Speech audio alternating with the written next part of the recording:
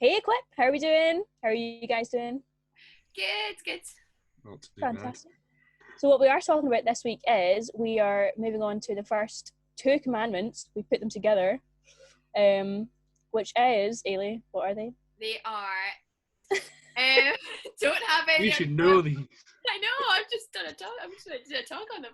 Have no other gods before God, and have no idols. Perfect. Thank you. That's what I do. So Eilidh herself is going to be talking a bit more about that. Before we go into any of that, though, we have some announcements. Oh, we do. Sure you are. We have announcements. So, just another SU announcement. I feel like I'm always making some scripture union announcements, but that's what I'm here for. If you are in S4 to S6, then you are able to go to something called the Go Conference. I don't know if some of you have maybe been before, but normally it's a week away during the October week at Lindrupmuir, and a conference just to look deeper into the Bible, get to know more people, all that kind of thing. So obviously COVID restrictions, they have now put the Go Conference online, which is so exciting. So it's going to be the 9th to the 12th of October, and you can sign up for that on the SU website. Just search Go Conference and it should come up. And you can sign up for that. It's free and everything by the 6th of October. So it's the Tuesday before it starts on the Friday. Something not to be missed, something for you to do over the October week if you've not got anything else to do because you can't go away. Just fun, keep you occupied, and just to understand about how the Bible shapes your life, basically, I think is what they're going to focus on. So yeah, that's there for S4 to S6, so get booked on before the 6th of October. Yeah, I've got an announcement as well. So you might have seen on the KBC Youth Insta story, Tier Fund are running their Emerging Influencers course again. Now this is for 17 to 23 year olds, I believe. So if you're in that age range, if you maybe have a lot of spare time, you don't know what you're doing, you've not gone to uni or college or something, or even if you're still in school, I don't know, we might go back into a lockdown, who knows. This course is so worthwhile. It runs for about 6 weeks, and you have maybe 3 days of the week. You go in for an hour or two on a Zoom call, and they teach you so many things, how the Bible is just totally full of justice stories right from the start to the end, and how we're all called to look after the planet as well and look after each other. It's really amazing. It's really, really good to do, really worthwhile. Right, let's move on. Let us talk about more about ourselves. Self-indulgent there. So lockdown, don't know if we're going back into one. We've just been in one, weird times. What did you guys do over lockdown? Did you make banana bread? Did you go cycle? I unfortunately did neither of those, but I did play a very large amount of video games and went out some nice walks on the golf course. What did I do? You probably all know this as well, I'm so musical, so I was loving having the time to actually practice some instruments, which was great fun. And I don't know if many of you know, I love maths. So I was tutoring over lockdown as well, just via Zoom, which was great fun. So if anyone needs any maths help, I'm your gal. I really do. Did you guys yourselves go to Equip when you were younger? And did you ever lead Equip? Were you a leader of Equip? I went to Equip. I unfortunately have not had the chance to lead Equip yet because I normally worked on a Sundays. Until last week. Until last week, but yeah. Yeah, most of you guys will know I went to Equip my whole youth and then became a leader, and I've been a leader since I left 6th year, I think. Yeah, I went to Equip as well. We must have all been there at the same time. I led a bit as well back in the Andy White era. Me and Callum Squared did a few. So what will you be doing as a trainee? Where can we find you? So I'll kind of be, I think most of my stuff is kind of around about Equip and the youth. Corin and I are both actually doing a bit of the AV as well. Yeah, I'm doing a bit of the youth stuff as well. So obviously we're all at Equip. Eilidh and I are doing some of the children's work, and I'll also be hopefully kind of taking over KBC Youth Instagram. Woo! Yes. So please interact with me. Yeah, if I post a question. Interact with all those Insta posts. Yeah. Don't leave us hanging. Shameless plug. Yeah. Eilidh, what about you?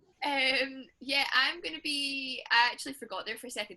I'm gonna be doing both children's and youth stuff. I'm not tech savvy at all whatsoever, so please don't come to me about AV. Yeah, I'll just be doing some of the kid stuff, some of the church stuff, the youth stuff, and band stuff if we can get back doing that. So like musicy things and stuff like that as well. So yeah, that's the thing. I think my plug just went on fire. No.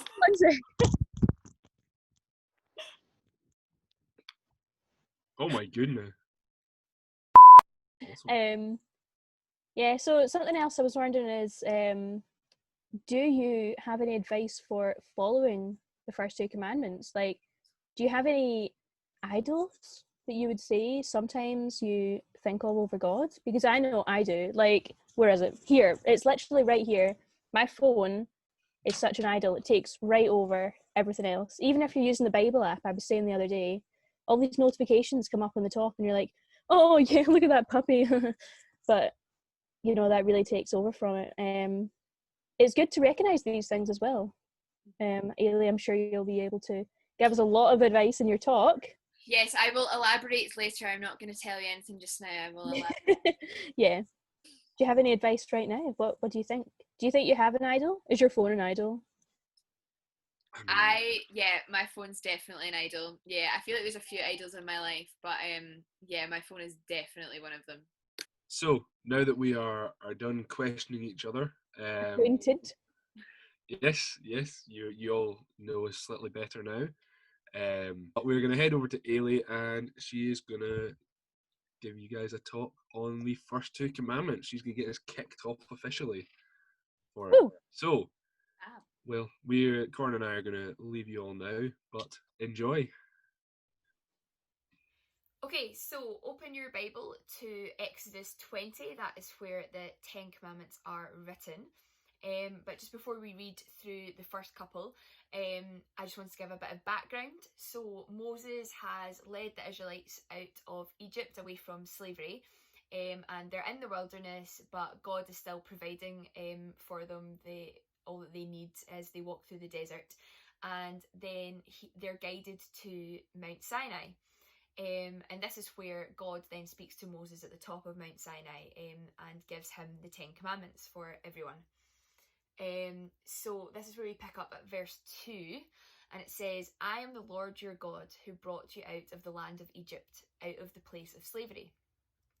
So before you even get to the commandments, straight away God is speaking here. He's reminding the Israelites that he has delivered them from this slavery, this misery that they were in Egypt, and that he's a loving and caring God worth serving and worshipping. So this is why they should obey his commandments.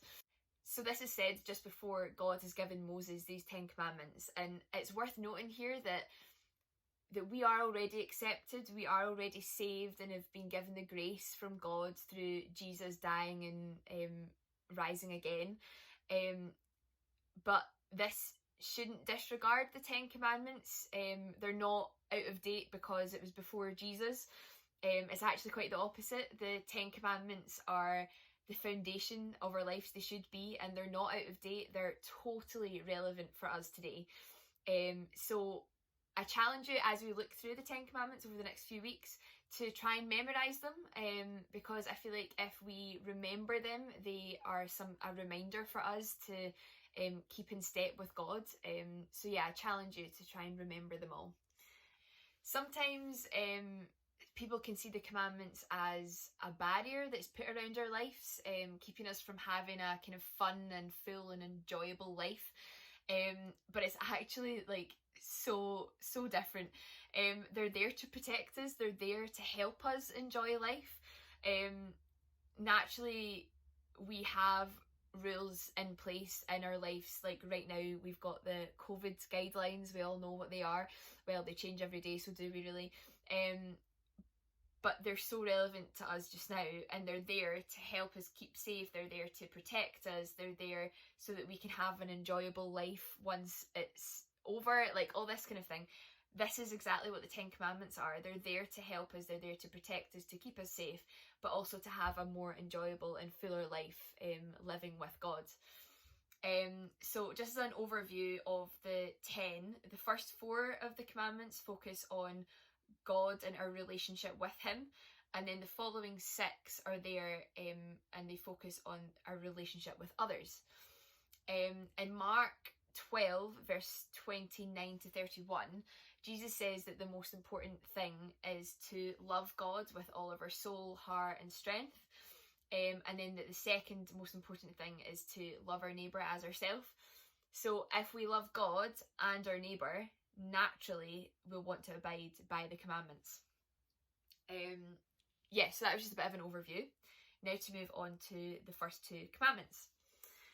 In verses 3 to 6 it says, "Do not have other gods besides me.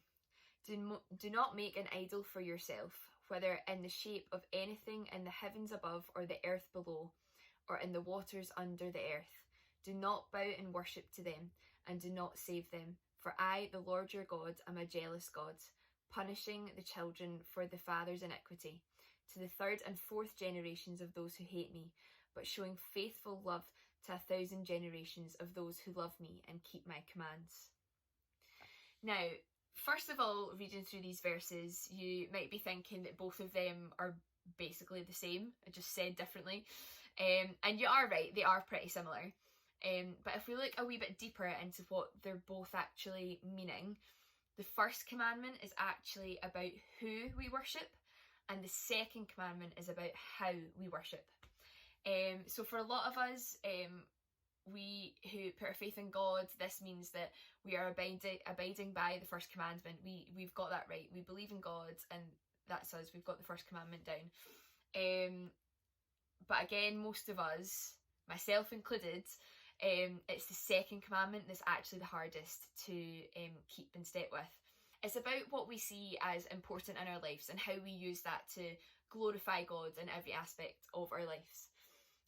So most of you will probably be thinking, yep, I believe in God and I worship God alone. You maybe don't have any other gods that you worship, like the Greek ones, Zeus and Hermes or whatever. Others of you might not exactly know where your faith's at. You don't know if you believe in God or where you stand in your faith, but that will take time, and that's what the first commandment is all about. It's about exactly who you believe in and who you worship. But looking at the second commandment, what does it actually mean to have an idol? We kind of touched on it there with Ross and Corin. It could be a specific obsession with a certain celebrity that you absolutely love, that you've got their posters plastered all over your walls and you can't stop thinking about them. But I reckon for most of you, myself included, we're going to have discrete idols that you might not even realise yet that you have. And so it's so important to be aware of these. To give a specific definition of an idol is anyone or anything that takes the place of God in your life. Everyone has an idol, something or someone that they look up to, that they feel they can't live without. So I question you, who or what is your idol? Have a think about that. What is it that gets you excited? What is it that you think about the most? What do you spend your time or your money on? And what are you passionate about? Have a think of that. It might be schoolwork, your phone, your friends, social media, hobbies, pleasing other people, or gaming. It could also just be things like money or possessions and anything like that. One thing to remember, out of everything that I say today, God is more important than any of these things that you're thinking of just now. He is the number one. He is most important out of anything that we can ever think of and think is important. It's great that you're able to say that the Lord is my God, and nothing else. But most of the time, there is something else that has its place maybe just above God's that we might not even realise it's there. Sometimes your idol might not necessarily be a bad thing, like a drug addiction or anything like that, but it's maybe just something that's not quite in its rightful place.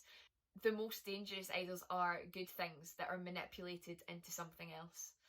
If we look at the story in Matthew 19 about the rich man, I think it's from verse 16 onwards, you can see that this man is really struggling with keeping his second commandment. He tells Jesus, tells Jesus that he's so faithful, that he's kept all of his commandments, that he's definitely ticked off that first commandment. Like, he believes in God, like, he is so faithful to God. He hasn't stolen, he hasn't murdered anyone, like, he's totally kept all of his commandments.